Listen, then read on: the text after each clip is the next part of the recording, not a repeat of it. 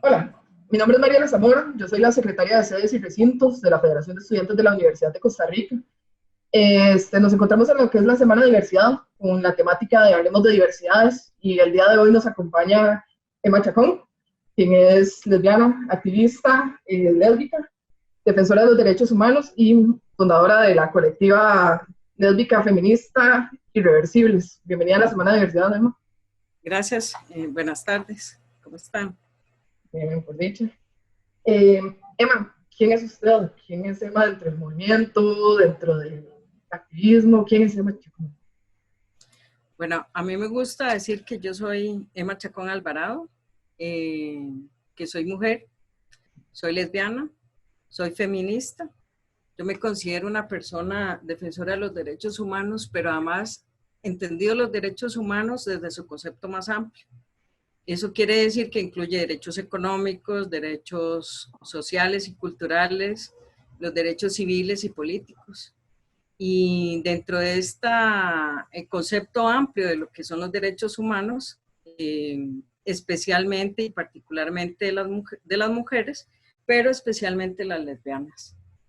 Tengo una formación en comercio exterior, en género y desarrollo, también en derechos humanos y en docencia. Y parte de decir quién soy tiene que ver con, ¿verdad?, dónde están mis orígenes en esto de los movimientos sociales. Y me gusta cuando conversamos, ¿verdad?, y sobre todo a través de las, digamos, de estas actividades universitarias, decir para las nuevas generaciones y reconocer que han habido muchas luchas, ¿no? Y justamente mis orígenes y mis motivaciones para participar, estar involucrada directamente en todos los movimientos sociales, por un lado tiene que ver con una herencia familiar, porque en mi familia hemos sido personas, desde mis abuelos, el abuelo paterno y materno, vinculados a todo el tema de la justicia social, la igualdad, ¿verdad? Y esto me hizo involucrarme y sobre todo lo que fue los 80s, sobre todo las luchas por la paz en Centroamérica, ¿verdad? Que yo creo que sin esas luchas hoy no tendríamos muchas cosas de las que tenemos, porque probablemente Costa Rica se hubiera visto involucrada en todos esos movimientos de, ¿verdad?, de guerra que había en el resto de Centroamérica. Yo me considero hija de esas luchas, realmente. Y como estamos en un ámbito universitario, no deja de recordarme que también mis primeros pasos en la universidad fue por los presupuestos justos, que además es una lucha que no hemos terminado, ¿verdad? Y otra de las luchas, y no me lo tomen a mal, pero es la eliminación del examen de admisión, porque me parece que el examen de admisión es un coladero, sobre todo para las poblaciones que han tenido, digamos, menos oportunidades o que son más vulnerabilizadas, ¿verdad? Y de ahí el concepto, sobre todo que tiene la Universidad Nacional, que además es mi alma mater, es el tema de una universidad necesaria para esas poblaciones. Y bueno, por ahí empieza un poco mi lucha de lo que hoy, por lo que hoy estoy probablemente compartiendo con ustedes un rato. Claro, usted habla un poco sobre la parte histórica de los movimientos y aquí es donde a mí me gustaría preguntarle cómo ha evolucionado el activismo de la diversidad sexual a través de los años. Es que es un cambio sumamente radical desde los 80 hasta el día de hoy. Pues, tal vez si nos cuenta un poco cómo ha sido así, cómo ve usted ese cambio, cuáles han sido los pros y los contras, ¿verdad? ¿Cuál es la gran diferencia entre el movimiento de antes, o cuando se inició en Costa Rica, y ante el día de hoy? Bueno, según, es que me costó como escucharte un poco, ¿verdad? Creo que lo que me quieres es como frente a lo que se veía o cómo se hacían los movimientos en esas épocas y lo que hoy se vive. Bueno, yo creo que hay una gran influencia por las tecnologías, entonces pensamos que lo virtual, ¿verdad? Porque yo hago una protesta en Facebook, porque yo, no sé, subo a Instagram, no sé qué, ¿verdad? Ya hice una movilización, probablemente hay conceptos diferentes de movilización social, incluso, ¿verdad? Todos estos movimientos que se hacen porque yo firmo por, ¿verdad? Entonces, un documento anda, ¿verdad? Por el mundo entero buscando firmas y entonces se logran no sé cuántas firmas. Sí hay una diferencia en el sentido de las manifestaciones de la movilización social, ¿verdad? Yo creo que las tecnologías le han restado fuerza, honestamente, yo no tengo problema para decirlo. Yo creo que la presencia física nunca va a ser sustituida por la presencia tecnológica. O sea, la virtualidad es la virtualidad. Si yo quiero estar conectada y enterarme, entonces estoy en lo virtual, pero si no, nada más desconecto y ya. Que es muy diferente si yo tengo gente en la calle que me está diciendo, ¿verdad? Aquí estamos. O sea, no me puedo desconectar de eso, ¿verdad? Yo esa es como la gran diferencia, porque desgraciadamente hay temas que son estructurales y como decía yo, bueno, a finales de los 80, principios de los 90, peleamos por un presupuesto justo para las universidades. Y eso es un pleito que todavía hoy están haciendo ustedes desde el movimiento estudiantil. Y han pasado, ¿qué? 30 años. Y 30 años y seguimos, a pesar de que por ley se dice del 8% y tal. Bueno, y hemos visto en los últimos, ¿qué? 2, 3 años, cómo se ha amenazado incluso ese porcentaje, ¿ya? Entonces, de fondo, creo que hay todavía temas estructurales que solo tienen matices. Claro. Y Emma, ¿cómo debería posicionarse el movimiento estudiantil pues ante la coyuntura actual que pues sabemos está pues vulnerabilizando a poblaciones que ya eran de por sí vulnerables, ¿verdad? Y aquí voy en la parte de nosotros, la población sexualmente diversa. ¿Cómo deberíamos posicionarnos como movimiento estudiantil ante esta coyuntura? Bueno, yo primero preguntaría, ¿cómo definen ustedes lo que es diversidades sexuales? ¿Verdad? O sea, cuando usted me pregunta sobre la diversidad sexual, yo le pregunto a usted, ¿qué es para usted diversidad sexual? ¿Cuáles son esas poblaciones de diversidad sexual? Porque todas las personas somos sexualmente diversas, incluidas las heterosexuales, ¿verdad? Entonces, estamos hablando de todas las personas, poder vivir su sexualidad como quieran, su identidad de género, amar a quien quieran, ¿verdad? A quien quieran siempre en el respeto y en la legalidad, ¿verdad? Porque no es que vamos a amar a cualquiera porque es menor de edad, no, ¿verdad? O sea, hay límites. Si usted me pregunta sobre las poblaciones lésbicas, gay, bisexuales, trans e intersex, y plus, ¿verdad? Y más, yo le diría que el posicionamiento digamos, del movimiento estudiantil, desde mi perspectiva, tiene que ver con un tema de educación. De educación en el respeto. Para mí, una de las cosas que tendría que tener todas las carreras, no importa si es ingeniería, si es ciencias médicas, si son ciencias sociales, filosofía, lo que sea, deberían de tener cursos sobre derechos humanos, ¿verdad? Porque hay que entender qué significa eso, ¿verdad? Porque los derechos humanos no es solo el tema de tener matrimonio igualitario, digamos, a propósito del evento que va a acontecernos. No significa solo reconocer la identidad de las personas, la identidad de género, ¿verdad?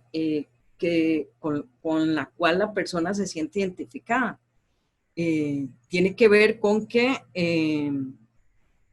nos atraviesan un montón de interseccionalidades. Entonces, a mí me puede atravesar ser lesbiana, pero es que me atraviesa que sea mujer, en primer lugar, luego que sea lesbiana, porque eso tiene una relación, pero me puede atravesar si además tengo una discapacidad y si además vivo en una zona rural, ¿verdad? Entonces, definitivamente para mí, creo que el movimiento estudiantil debería, de alguna forma muy concreta, exigir que en todas las carreras existan cursos sobre derechos humanos, ¿verdad?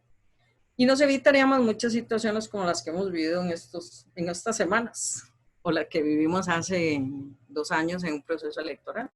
Uh-huh.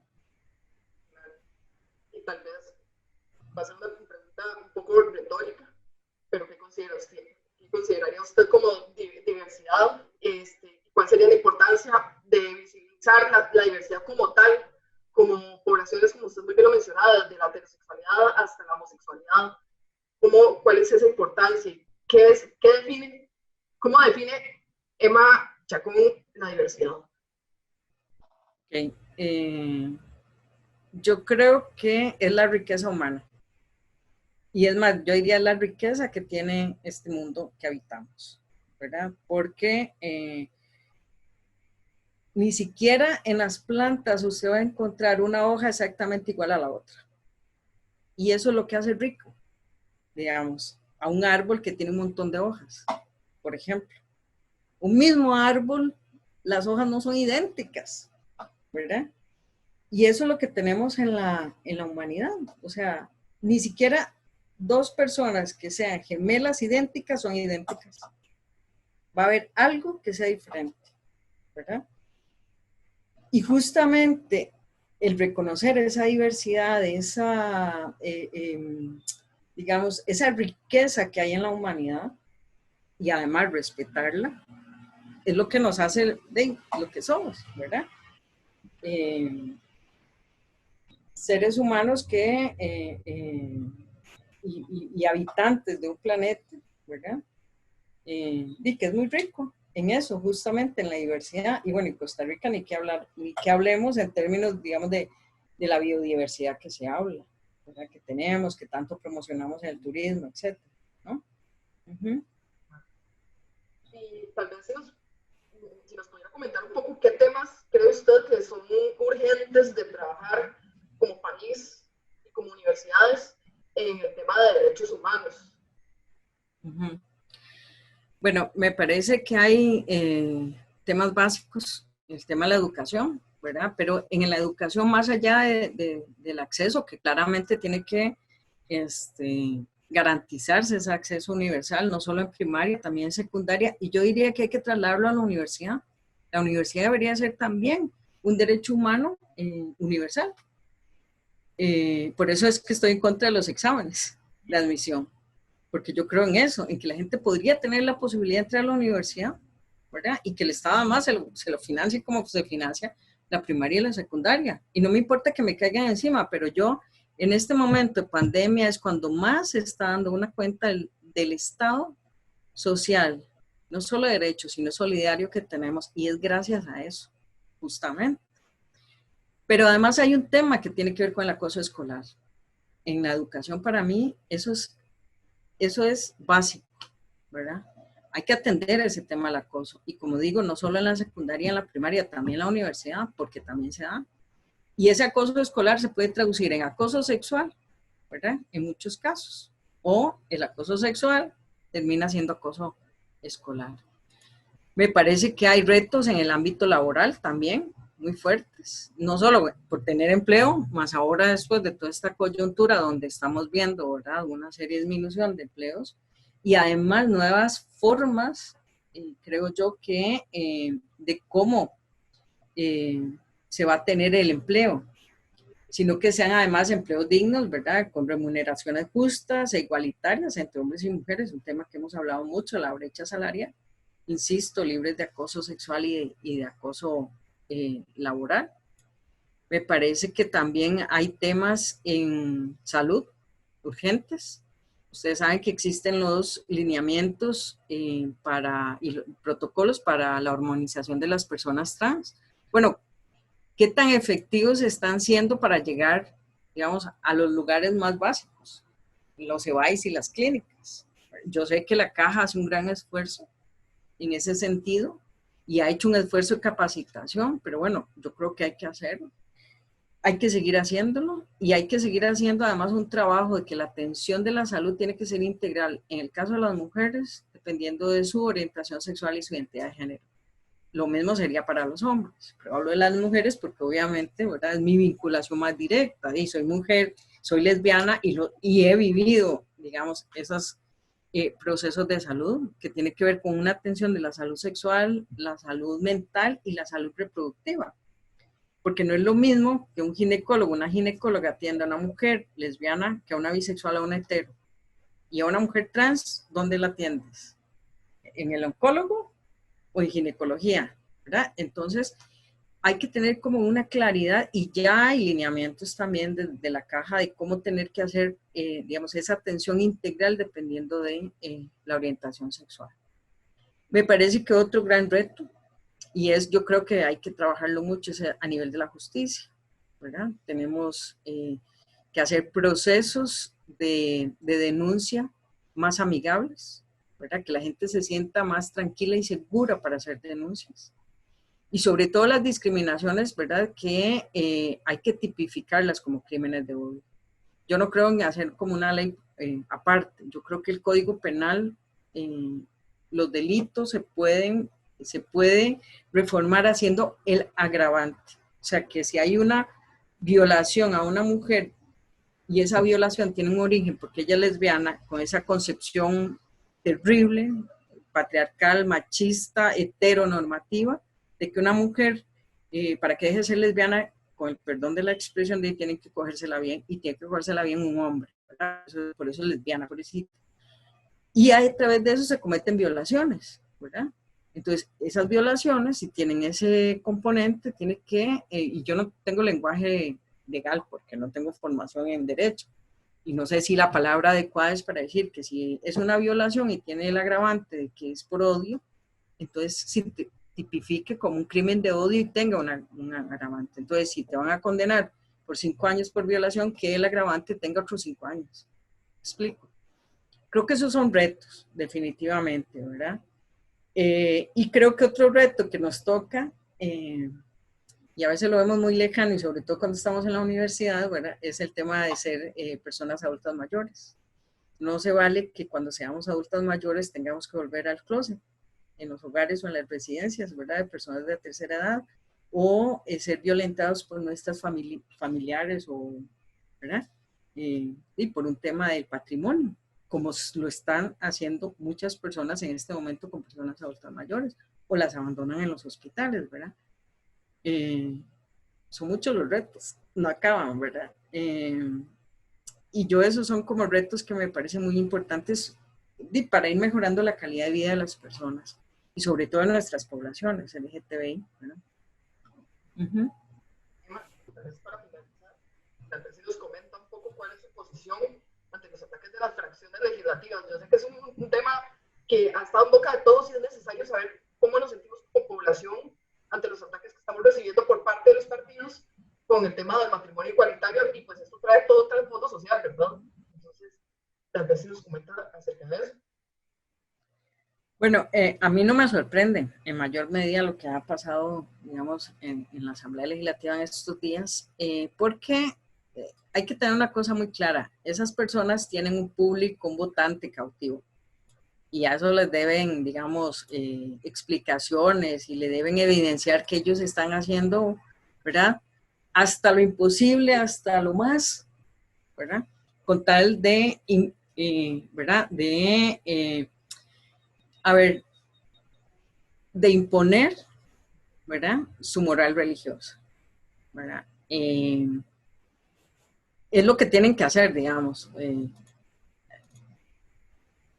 Si ellos, y creo que una representante de ellos lo dijo esta semana en cámara, dijo, bueno, es que estos son nuestros principios, la familia, la vida, la no sé qué. Entonces tenemos que defenderlos y hacer todas las acciones para defenderlos, y claramente que tener, digamos, la entrada en vigencia del matrimonio igualitario, que eso podemos además cambiarle el nombre porque no es igualitario, es matrimonio, es lo que dice el Código de Familia, y nada más lo que entra en vigencia el martes es que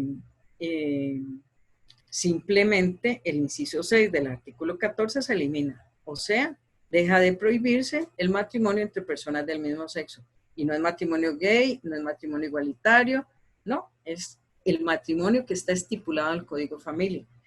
Pero volviendo a lo que pasó en esta semana, me parece que hay 2 artículos que a estas personas se les olvida que existen, y que, siendo un país de derecho, la Constitución nos protege, y es el artículo 33 de la Constitución Política, ¿verdad? Toda persona es igual ante la ley y no podrá practicarse discriminación alguna contraria a la dignidad humana. Y segundo, y que eso es parte, digamos, del argumento que estila la Sala Constitucional para decir el Código de Familia no puede ser diferente para las parejas del mismo sexo. Y el artículo 75, donde hablamos de libertad de culto. Y la libertad de culto dice, ¿verdad?, y cada quien puede practicar la religión que quiera, ¿verdad? Y no puedes imponer esas morales religiosas a través de las normas del Estado. ¿Por qué? Porque el Estado lo que tiene que hacer es ser garante de los derechos a todas las personas.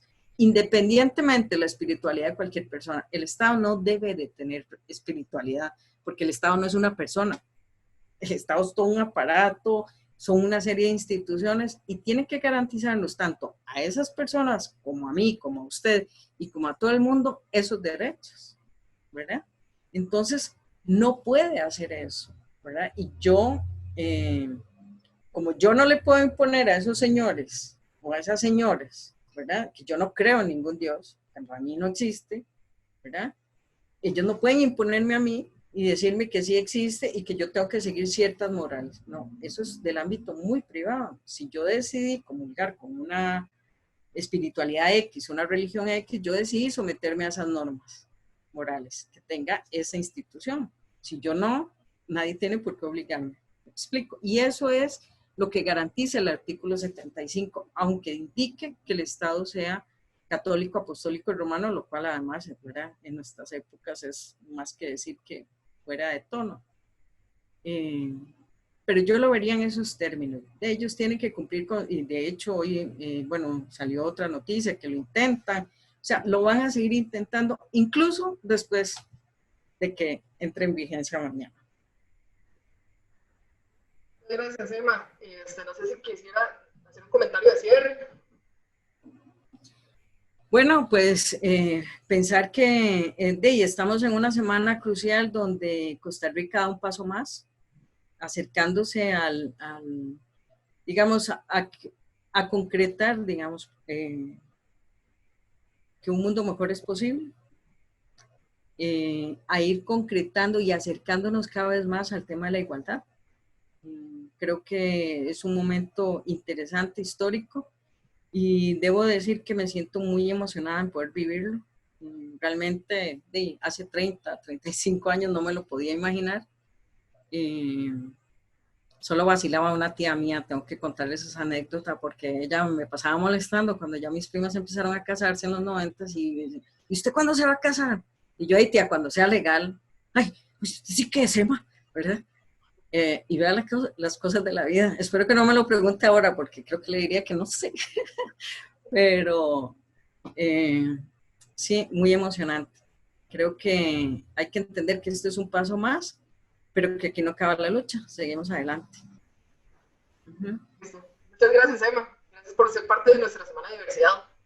Muchas gracias a ustedes y ojalá sigan con todos este tipo de actividades cada semana. Creo que esto contribuye justamente a eso que decía el tema de la educación y el tema de los derechos humanos. Que tengan muy buena semana, muy exitosa.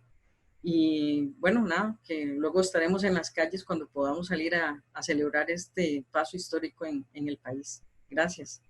Gracias.